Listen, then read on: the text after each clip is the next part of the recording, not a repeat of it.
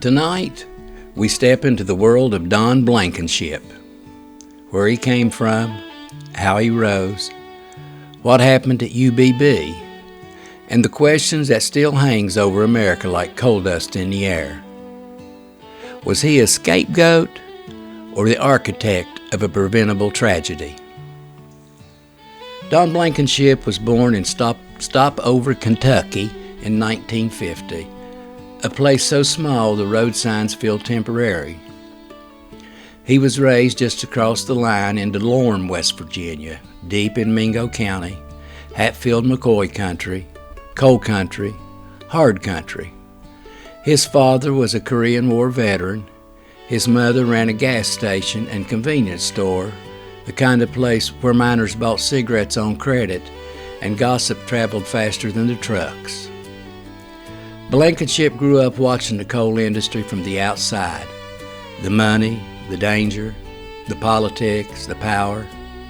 And he learned early that in Appalachia, coal wasn't just a job. It was the economy, the culture, the lifeline.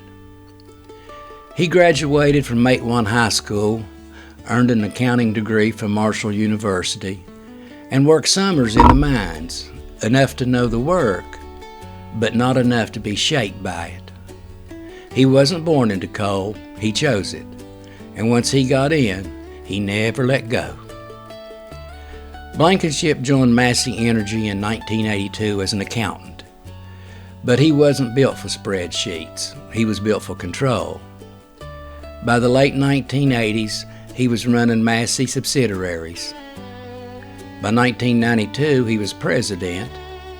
By 2000, he was CEO, the most powerful coal executive in Appalachia.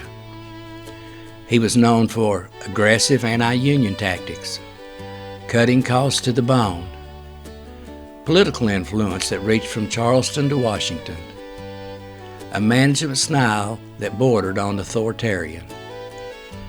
He once said, "Unions, regulators, and environmentalists are trying to destroy coal." To his supporters, he was a warrior. To his critics, he was a menace. But either way, he was in charge. Inside Massey, the pressure was relentless. Federal investigators later described a culture where production came first, safety came second. Inspectors were seen as the enemy. Violations were routine. Warnings were ignored. Blankenship received daily reports on mine violations, not summaries, not overviews, but detailed logs. And according to testimony, Massey had a system. When inspectors were coming, someone would call the mine. Someone would shout down the line, and miners would scramble to hide the problems. It wasn't a secret, it was a practice, and it set the stage for disaster. The Upper Big Branch mine in Raleigh County, West Virginia, was one of Massey's most productive operations and one of its most troubled. In the years leading up to the explosion, UBB racked up hundreds of safety violations, ventilation problems, methane buildup issues, coal dust accumulation. Miners complained, inspectors warned, reports piled up. But the coal kept coming out, and the pressure kept building. At 3:27 p.m., a spark ignited methane gas deep inside the mine. The ignition hit coal dust, dry, explosive, and everywhere it shouldn't have been. The blast tore through the mine like a hurricane in a tunnel. 29 men died, 1 survived. It was the worst mining disaster in America since 1970. Families waited on the hill above the mine for days, praying, bargaining, hoping, but the news never changed. The mountain had taken them. Federal investigators concluded the explosion was preventable. Massey failed to follow basic safety standards. Ventilation was inadequate. Coal dust was not properly controlled.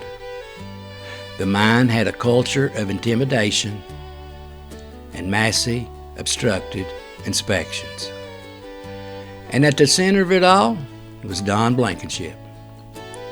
Blankenship was charged with conspiracy to violate federal mine safety laws, securities fraud, and making false statements. He was acquitted of the more serious charges, but convicted of conspiracy, a misdemeanor, and sentenced to 1 year in federal prison. To some, it was justice. To others, it was a slap on the wrist. And to Blankenship, it was a political hit job. He has always insisted he was innocent. He was a scapegoat. Regulators were to blame. He was a tireless advocate for safety. But the family of the miners, they remember the violations, the warnings, the pressure, the culture, and the empty chairs at their tables. So was Don Blankenship a scapegoat, or did he build the system that failed those men? The truth depends on who you ask. But here's what we know. He ran the company. He set the priorities. He received the reports. He ignored the warnings, and the mine exploded. Maybe he didn't light the spark, but he built the conditions that allowed it to burn. In Appalachia, coal is more than a rock. It's a promise, a paycheck, a way of life. But it's also a cost. And at Upper Big Branch, that cost was 29 lives. Don Blankenship walked out of prison after a year. Families in Raleigh County never got their men back. And the question still hangs in the air. How many warnings does it take to stop a disaster when the man in charge refuses to hear them? This is John Hart, Heart of Appalachia. If you've enjoyed this podcast, please like, share, and follow. God bless you. Until the next time, now I'll see you on down the road.